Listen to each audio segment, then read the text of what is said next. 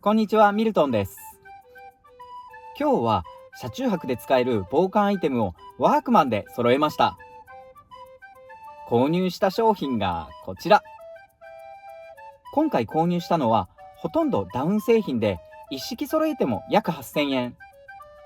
組み合わせによっては6000円を切るようなセレクトでもかなり暖かく過ごせることが分かりました。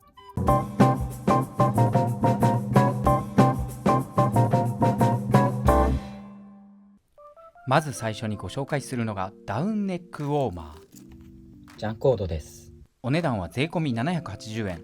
ダウン素材で1000円を切るとは個人的にかなりびっくりしました。これは表地がダウン、裏地がフリース素材になっています。広げるとこのような感じ。こちらのダウンはダック、アヒルの羽が使われています。裏面はこのような感じで、ここで締めることができるようになっています。こちらの製品は洗濯機で洗うことが可能になっています。これはダウン 60%、フェザー 40% の羽の比率。ダウンは水鳥の羽の胸の綿毛の部分で、これには芯がありません。フェザーは羽の真ん中に芯がある羽毛です。これはダウンの方が軽く保温性が高いが、芯のあるフェザーを一定量混ぜることで羽が1箇所に固まらないようにしているそうです。適用サイズは50センチから80センチまでのフリーサイズとなっていました。実際につけてみます。首周りですとかそういったところが寒くなると寒さをすごく感じてしまいやすいので、これをセレクトして買ってみました。ゴム紐をこのようにスピンドルで締め上げる方式で首にフィットさせるような感じになっています。中がこのようにフリース素材になっているので肌触りが良くてとってもあったかいです。スピンドルで締め上げてみます。今首元にすごくフィットしています。あったかいです。自分の吐く息で首や耳元、頭の後頭部まですごくあったかくしてくれるので、息を吐けば吐くほど暖かさが上に伝わるような感じになっています。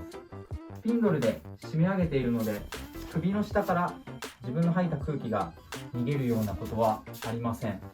顔自体を覆ってくれてはいるんですけども、顔に密着しているわけではないので圧迫感がないので、つけていてとても楽です。これも使いやすいですね。すごくよく考えられた商品です。こちらの重さは約 66g。 収納袋はありませんがコンパクトに折りたためるので問題ないと思います。2つ目、洗えるフュージョンダウンジャンバー。これはかなり気に入りました。ポケットは胸ポケット、左右のポケット2箇所、合計3箇所表面にはついています。このジャンバーには3つの大きな特徴があります。まず1つ目はシームレス。ダウンジャケットによくある横の縫い目がありません。2つ目の特徴は背中にブラックアルミプリントが仕込まれています。3つ目は針穴が塞がる特殊生地が仕込まれています。まず1つ目のシームレス、縫い目がないというものを見ていきます。ユニクロのウルトラライトダウンと比較してみます。ユニクロのウルトラライトダウンはご覧のように横にステッチが入っておりまして、これによってダウンの羽毛が下に偏ってしまうのを防いでいます。それに対しワークマンのフュージョンダウンシームレスミドルジャンバーは縫い目がありません。ご覧のように生地に熱圧着を加えられていて、この圧着によってダウンが下に偏るのを防いでいます。個人的な主観ですが、横のステッチがないことでいわゆるダウンジャケット感が減り、おしゃれですっきりしたデザインの印象に感じます。このワークマンのタグには縫い目をなくすことで冷気の侵入を防ぐと記載がありますので、本当にこの熱圧着で冷気の侵入が防げるのかを比較検証してみたいと思います。それぞれのジャケットを太陽光に透かしてみました。まずはユニクロのウルトラライトダウン。太陽光に透かしてみると小さいですが縫い目に穴が開いているのが分かります。ウルトラライトダウンを太陽の光に当てたことはなかったのですが、こんなに穴が開いているとは思いませんでした。ワークマンのフュージョンダウンジャンバーも太陽光に透かしてみました。ご覧のようにシームレス加工になっているので穴はどこにも開いていません。これによって外の冷気を体の中に入れないような仕組みになっているようです。続いてはこのフュージョンダウンジャンバーのブラックアルミ加工について詳しくチェックします。ブラックアルミはジャンバーの背中の部分に加工されており、背中から出る熱をジャンバー内に反射して逃がさない仕組みになっています。このブラックアルミは通常のシルバーのアルミプリントに比べて約 1.5 倍もの熱反射力があるそうで、かなりあったかいのが特徴だそうです。仕込まれているダウンはかなり繊維が細かく保温性が高そうに見えます。針を刺しても穴が塞がる生地が使われているそうなので、こちらも試してみます。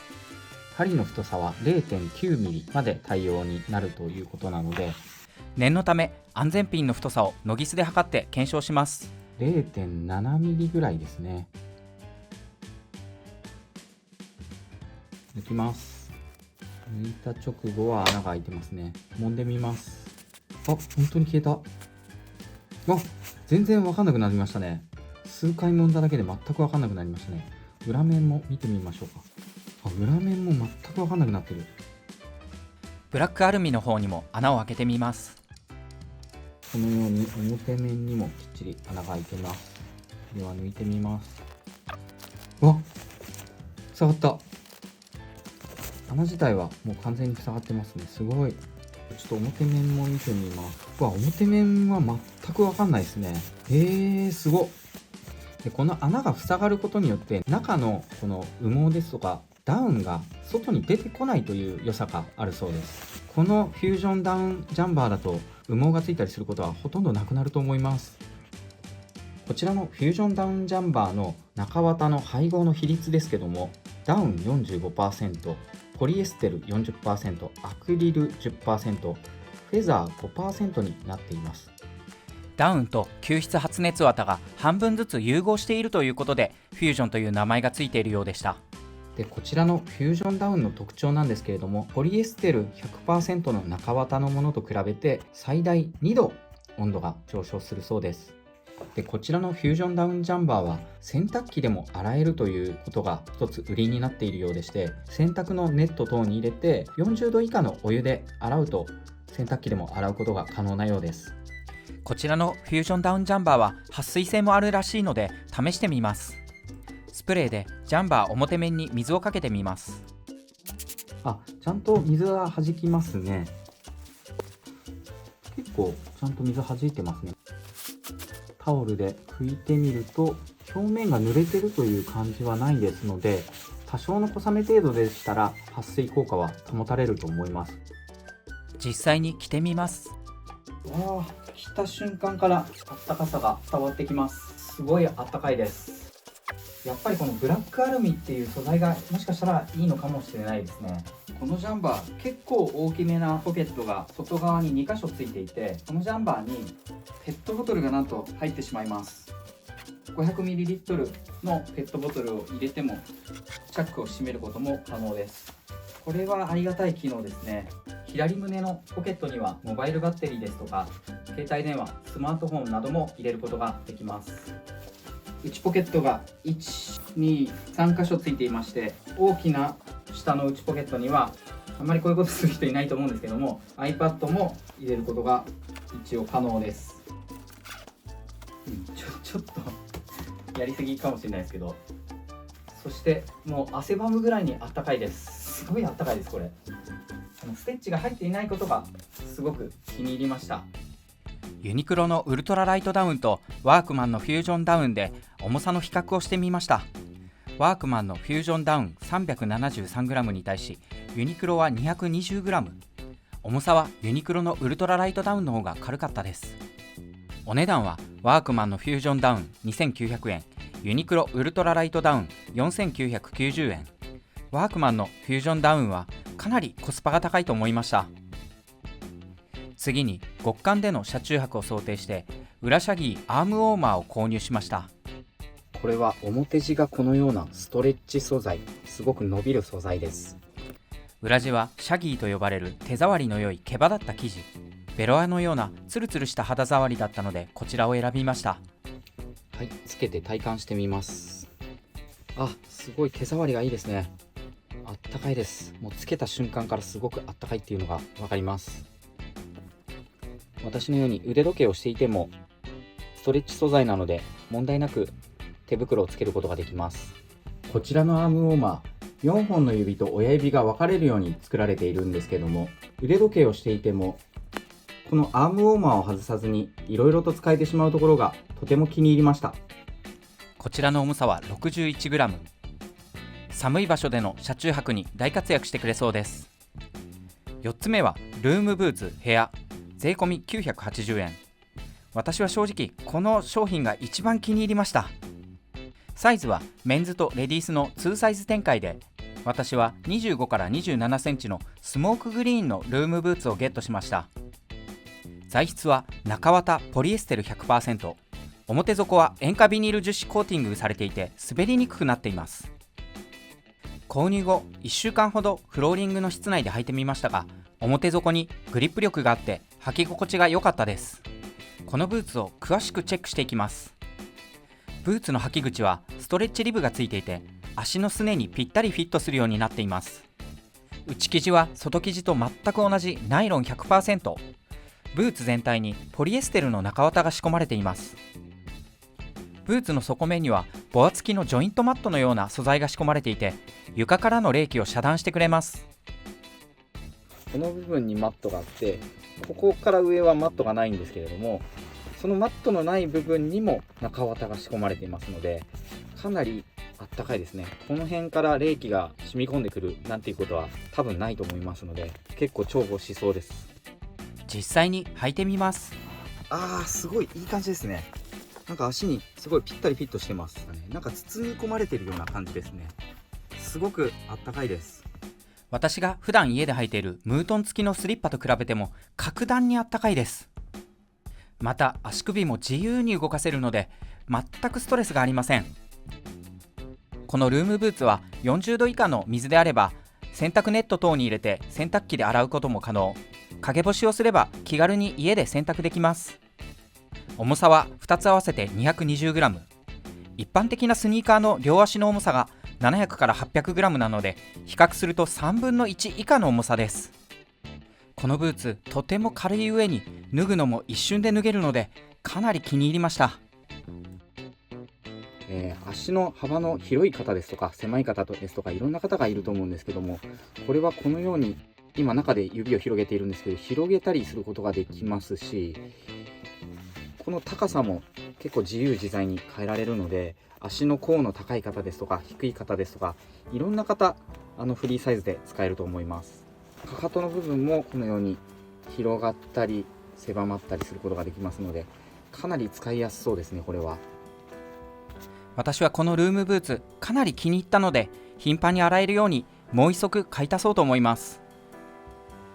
5つ目、フュージョンダウンレッグゲイター。こちらは2021年11月発売の新製品で、フュージョンダウンジャンバー同様洗濯機で洗えるアイテムになっていて、他のフュージョンシリーズと同じ中綿の比率になっています。サイズはフリーサイズで 36×22 センチのワンサイズ展開。洗濯は40度までの水で洗濯ネットに入れれば洗濯機で洗えるようになっていました。乾燥は日陰干しもしくは60度までのタンブラー乾燥ができるようになっています。こちらがレッグゲイターの表面。表面は撥水加工されているそうです。そしてこちらがレッグゲイターの裏面。ご覧のようにブラックアルミが全面に仕込まれています。またこちら側にはゴムのギャザーがついており、これでふくらはぎをフィットさせるようになっています。そして下の方にはこのようにゴム紐とスピンドルが付けられており、ゴム紐を引っ張ってスピンドルで調整することによって足首にぴったりフィットさせるようになっています。念のためこちらの表側が撥水加工されているか試してみたいと思います。問題なく水が弾いているようです。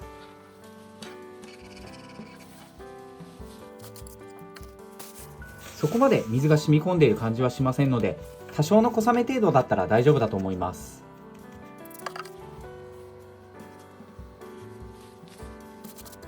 ブラックアルミの方も撥水加工されていました。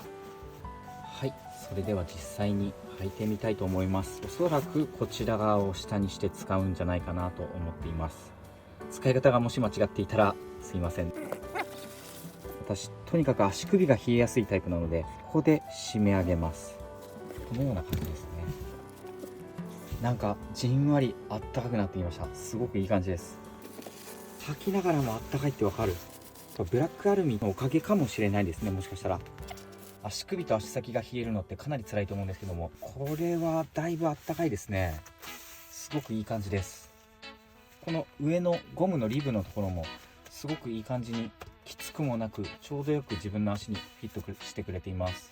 せっかくなのでルームブーツと一緒に組み合わせて使ってみたいと思います。でここで締め上げます。こうすればもう冷気絶対入ってこない。すっごいあったかいです。膝から上と膝から下が全く違います。すっごいあったかい。これいいな。これで1200円はだいぶ買いだと思いますね。これも980円ですし、これなら家で普段使いしてもいいぐらいに使いやすそうです。あったかい。私どちらかというと冷え性のタイプなので、これはありがたいですね。足の冷えに悩まれている方には使いやすいアイテムだと思います。2枚重ねた重さがどれぐらいかっていうのも念のため測っておきます。 74g、 めちゃくちゃ軽いですね。こちらのレッグギャザーなんですけども、収納の袋がついておりませんので、私は片方の口を閉じて一方を袋として使って収納しようと思います。このように奥まで片方のレッグウォーマーを入れたら、この中のゴムのギャザーの部分にこう押し込めて、このようにすればかなりコンパクトにまとめられると思います。6つ目、フュージョンライトダウンパンツです。こちらは2021年のモデルで税込みなんと1900円。この価格帯で出しているところはどこにもなく、ネットでも実店舗でも最安のアイテムでした。このパンツも他のフュージョンダウンシリーズ同様、洗濯機で洗えます。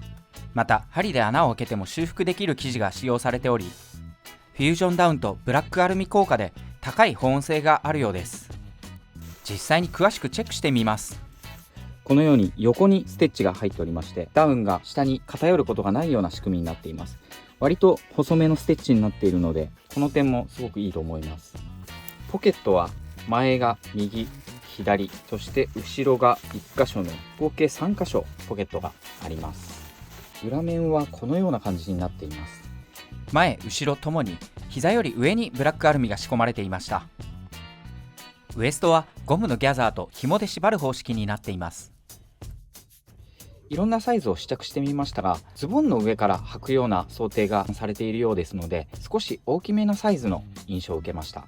この膝の部分とこの裏のふくらはぎのステッチがない部分、ここはストレッチニット仕様という仕様になっておりまして、ここがほんの少しこのように伸びるようになっております。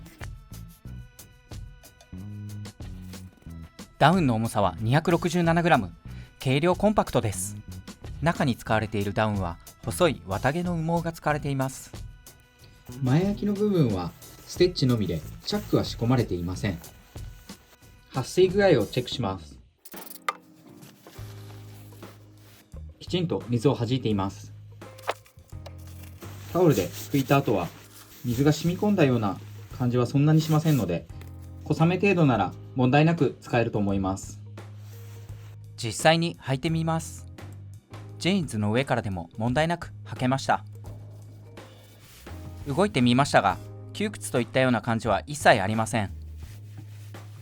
この膝の部分とこのふくらはぎの部分にストレッチ素材が縫い付けられていて、それもあって窮屈さを感じないようになっています。インナーとしてこのライトダウンパンツを履いて上からジーンズを履けるかやってみたいと思います。はい、インナーとして履いてみました。1枚しか履いていないにもかかわらず、先ほどよりすごくあったかさを感じます。ブラックアルミの影響だと思うんですけども、体の熱をすごく溜め込んでくれるような印象があります。すごくあったかいです。スキニータイプのジーンズを上から履いてみます。めちゃくちゃあったかいです。個人的にはインナーとして履いた方がすごいあったかい気がします。めちゃくちゃあったかいです。フュージョンダウンパンツが薄手なので重ね着しているようには見えないと思います。シャツ等でウエストを隠せば普段着のまま防寒対策が取れます。屈伸運動をしても動きにくいとは感じませんでした。同じダウンパンツの黒の M サイズも買ったので履いてみます。こちらもジーンズの上から問題なく履けます。あったかくていい感じです。重ね着をしても動きやすいです。圧迫感を感じることもなく、ジーンズの上から重ね着すると暖かいです。 M サイズのダウンパンツも素肌で履いてみます。素肌で履いてみました。もうこれだけでめちゃくちゃ暖かいです。正直ジーンズを履いた上にこれを履くよりは素肌の上で履いていた方が暖かさをすごく感じます。個人差はあると思いますけれども、素肌で履いた方がこのブラックアルミの暖かさを直接肌で感じるような感じがあります。ダウンパンツの上からジーンズを履いてみます。すごい暖かいです。ジーンズの丈が長めなのでダウンパンツが完全に隠れます。普段着ている服と組み合わせできるのがとても気に入りました。フュージョンダウンパンツとルームブーツヘア、レッグゲイターを組み合わせて履いてみました。すごい暖かいですね。さらに暖かいですね。ふくらはぎのあたりがものすごい暖かくなりました。全く違いますね。やっぱり二重でこのようにつけていると全然暖かさが違いますね。そして動きやすさはもう全く問題ないです。これをつけていてもつけていなくてもほとんど動きやすさ自体は変わらない感じですね。これ買ってよかったな。このワークマンの3点セットなら散歩や屈伸運動はもちろん謎のダンスをすることも可能です。フル装備でつけてみました。めちゃくちゃ暖かいです。ちょっと汗ばむぐらいで本当に暑いぐらいですね。私が一番気に入ったのはこのフュージョンライトダウンパンツとこのルームブーツは特に気に入りました。めちゃくちゃ暖かい。これは車中泊ですとかちょっと寒い室内なんかで作業するときにものすごく役立ちそうです。このレッグギャザーもすごい気に入りました。これもふくらはぎですとかくるぶしのあたりの冷気をすごいシャットダウンしてくれます。これは車中泊で使うのが楽しみになりました。こちらのフュージョンダウンパンツ、店頭のみの販売で数も少なく、店舗によっては取り扱いがないお店もあるそうですので、お電話で在庫確認の上来店されるのがおすすめです。本日もご視聴ありがとうございました。もしこの動画を気に入っていただけたらチャンネル登録、グッドボタンよろしくお願いいたします。